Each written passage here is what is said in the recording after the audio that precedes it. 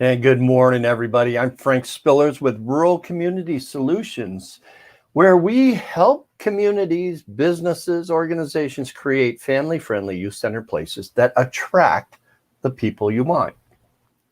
So attract the people that you want. Do you really know who you want to have live in your community? Do you really know who you want to have work for you? Do you really know who you want to have volunteer in your organization? Do you have that written down? Do you have a complete vision of the people that you want there? Otherwise, you'll just kind of get whoever comes in the door. And most often that is, you don't get people through the door. You don't get people to move into your community. You know, what's really interesting, I just got a letter from an organization in the country that is doing a housing project within their community. And they're asking their local residents what housing they want without even having an idea of who they want to have move in. So this isn't a strategy. If you think about it, this is not a strategy to grow your population. This is a strategy for your current population just to move around. So you're creating inventory. You're just exchanging houses. You're not growing new. And that's okay if you want to upgrade your housing stock, or tear down some of those housings and you're moving them and you're creating different value. And that's okay if you don't want to grow, if you don't want to increase your population. But the first step in increasing your population is designing a person who you want to have live in your community. Now, what do I say about, designing that person? Well, designing a person means that you know exactly the characteristics, the who, what, when, where, and why, the what do they see, what do they look like, what do they feel like, what do they do, how do they use your five senses when you describe a vision that you want to have. And that is attracting those people. So as you describe your entrepreneur, what do they look like? And do you know how an entrepreneur thinks? And that's what this video cast and our podcasts are all about, is helping you think like an entrepreneur. Now, how do I know how entrepreneurs think? Well, I've been one for, a good, 20, 30 years or so, owning my own business. And some of it was a side business. Some of it was my main business. But I have been an entrepreneur, I would say, all of my life, because entrepreneur is a thought process. Entrepreneurship is a feeling. Entrepreneurship is also a doing, an owning of the business, but it's also thinking like an entrepreneur. And so when you want your community to attract entrepreneurs, and when you want your community to and your workforce to attract entrepreneurial thinkers, which are very creative and they're self-doers, they go out there and they do stuff, then you want to think like them, so you can attract them. You can build the amenities that will attract them. But if you don't know how they think, then you don't know what they do. You don't know how they feel.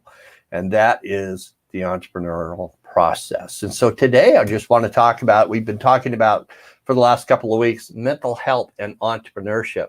And mental health and entrepreneurship, why do they go together? Well, let me tell you, entrepreneurs just came through a heck of a year, a heck of a 15 months, let's put it that way, because COVID was tough on entrepreneurs, on a lot of entrepreneurs, not on all of them, but on a lot of them.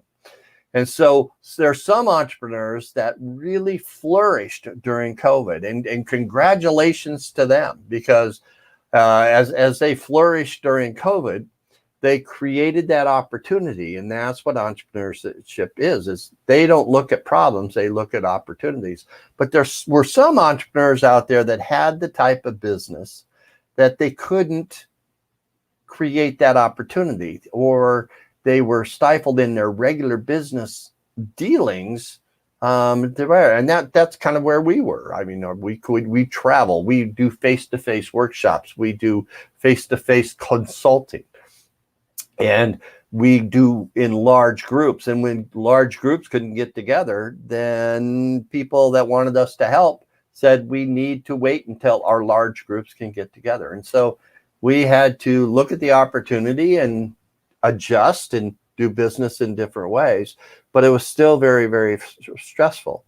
And as that stress then is there, that creates a whole host of issues within your body. And I talked about that yesterday. But let's talk about kind of as those entrepreneurs are under stress, and the entrepreneurs then look at, and when we were talking about this over the course of the last couple of days, remember, stress is created by the perception of an event and what happens. And so we call that the gap. What is that gap? The gap is that event, and then the results of that event. But the gap in there is how an entrepreneur looks at the event. How do they perceive that event? And that causes the stress. And so in that gap, the entrepreneur then will determine, based upon what they feel, what they believe, how they were raised, I mean, their programming, everything that is wrapped up into that entrepreneur, that's how they perceive the event, and that causes the stress. So if an entrepreneur then perceives the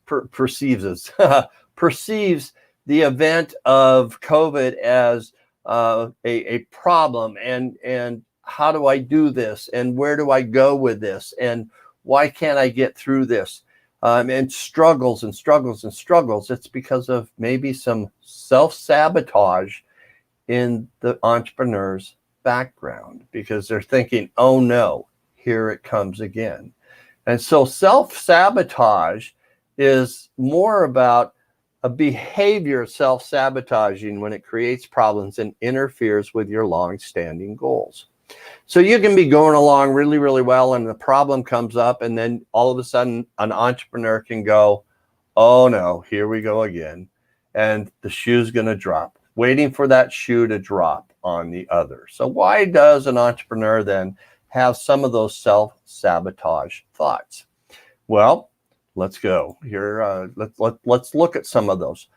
So in the gap, as that entrepreneur looks at the problem or the opportunity, that entrepreneur then, through its belief system way back, and looks at that and is perceived because of how they are programmed. Because people are really built; they're not born. And that's an interesting way to look at how a person comes to be the person they are, is that they are really built over a course of lifetime. They aren't born. They're born with some certain traits, but boy, do children from the age of 0 to 6, their brains are wired by their environment, by what they see, feel, hear, taste, smell, by all the 5 of their senses. What they are programmed, and their brains are wired due to their environment. And that environment, then 90% of their brain is wired by the time they are age 6 because of their environment. So they believe what they see around them during that time frame. All right, that's why we say the first 2,000 hours are critical, or 2,000 days, excuse me, the first 2,000 days are critical in a child's life, because what happens to that child within that, how that child lives, what environment that child lives in, that's their mainstay, that's their programming. Okay. And so the time that you make that decision to believe, okay, that's the gap. And the gap is also then all wrapped up into the program to think about and do the things you think about and you do and get. In that gap, you are programmed. Okay, so you're even reprogrammed on some of the things in that gap. What are we going to do? So this is how you can recover out of self-sabotage, because you can reprogram yourself. The brain has some plasticity in it. Now, I'm going to be going over a lot of this stuff this weekend, this Saturday, um, through our workshop called Life's Defining Moments, and getting through and talking about how you handle the stress in stressful situations. And we're giving this workshop to early care and education providers and professionals across here in Iowa. So in Council Bluffs, Iowa, the Saturday morning, or all day Saturday, actually, we are going to be talking about how kids are stressed and how providers and caregivers can build an environment that will help de-escalate that stress in that environment. And so that's one of our workshops that we do. It's called Life's Defining Moments. We're going to talk about in that gap. We're going to talk about why a person becomes who they are. We're going to be talking about how a person is built. And we're going to be talking about some of the genetics and the environment and what that does when that starts to fire. So it's going to be a good time. But here's some more thoughts about what happens in the gap between the event and the result of that event, or how a entrepreneur looks at that event. Okay. And so in that gap, decision is the beginning of everything. So as you decide how you're going to perceive that event, that is the beginning of everything. Man's not made by the circumstances, but circumstances are made by the man or the woman. This is not a male female specific type of thing. Man is very general in this type of statement. Okay, so a person is not made by their circumstance. Their circumstance is made by the person. Right? So any circumstance that you're in right now, you created it. Any circumstance that you're in right now, you created it. I know that's hard to swallow, but you have the ability to respond in any way. And that's where that gap is. You have that ability, you have the responsibility to respond, the ability to respond in any way.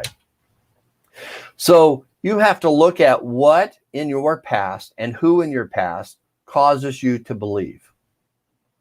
Why do you believe what you believe? Have you ever thought about that? Why do you believe what you believe?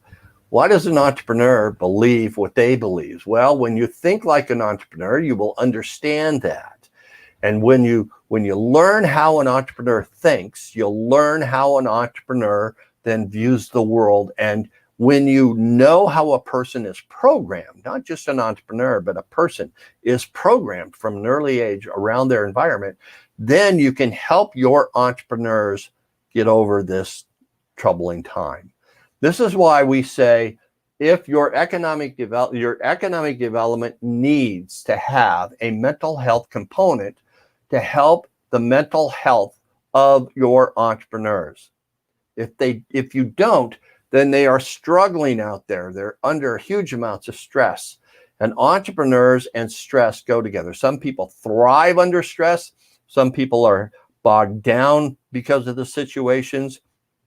Entrepreneurs over the course of their lifetime will build businesses and fail at businesses, build businesses and fail at businesses, and then finally break out and make it. But it's those failures of how they look at that and they learn from that. But as you really know, failing in anything really takes a toll on your mindset. And this is where entrepreneurs need that support. Is there a support system in your community that supports entrepreneurs, even when they fail?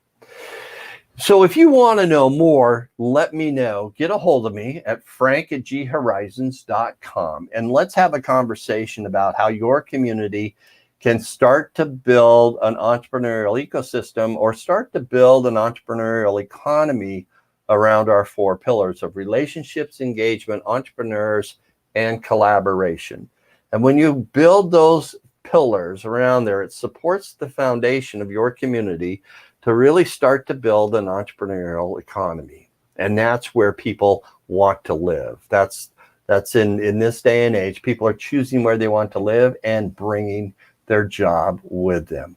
So if you want to know more about this, email me at frank@ghorizons.com. I'd love to talk to you more about it, because it does get a little bit deep, but you have to start thinking about, how does this situation affect your entrepreneurial economy? I'm Frank Spillers. This has been Rural Community Solutions. You can catch this in the podcast of Think Like an Entrepreneur. Become a spark plug at anchor.fm/Frank Spillers, or you can get it right here on Facebook, or get it on our YouTube channel at Think Like an Entrepreneur, Become a Spark Plug on YouTube.